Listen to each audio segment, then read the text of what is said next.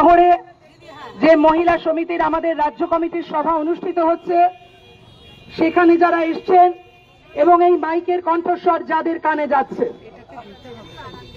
লোকসভা নির্বাচনের পর্ব শেষ হয়েছে, যারা যা জেতার, যারা যা ফল করার করেছেন, কিন্তু আমরা দেখলাম লোকসভা নির্বাচনের আগে এই তৃণমূল এবং বিজেপি তারা মানুষের কাছে যে কথা বলেছেন, কিন্তু লোকসভা নির্বাচনের পরে সেই কথা বাস্তবায়িত করবার জন্য তাদেরকে খুঁজে পাওয়া যাচ্ছে না। ভোট তো মিটে গেল, কিন্তু আপনার সমস্যা, আমার সমস্যা, আমাদের সকলের সমস্যা কি মিটেছে? বরং ভোট মিটতে না মিটতেই আমরা দেখলাম বিদ্যুতের দাম ক্রমাগত বাড়ানো হচ্ছে। আসলে ইলেকটোরাল বন্ডে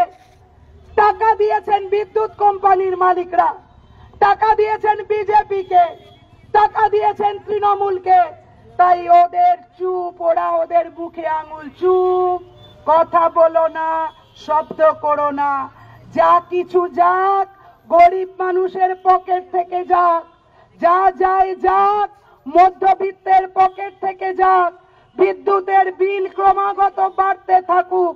বিদ্যুতের বিল বাড়ার সাথে সাথে জিনিসের দাম বাড়তে থাকুক, দুধের দাম বাড়তে থাকুক, তখন আর ছোট্ট শিশুদের কথা মনে পড়ে না,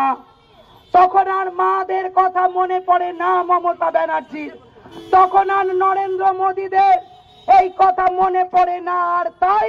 তাই এগুলো ক্রমাগত বাড়তে থাকে। আমরা দেখেছি এত কথা বলেছেন গরিব মানুষের জন্য তৃণমূলের সরকার, অথচ যেই নির্বাচন হয়ে গেছে তারপর কোথায় না বলুন, গোটা আমাদের পশ্চিমবঙ্গে যেমন আগে বিজেপি বুলডোজার দিয়ে জাহাঙ্গীরপুরীতে সংখ্যালঘু মানুষের বাসকে তুলে দিচ্ছিলেন, আমাদের নেত্রী বৃদ্ধা কারাত ওই বুলডোজারের সামনে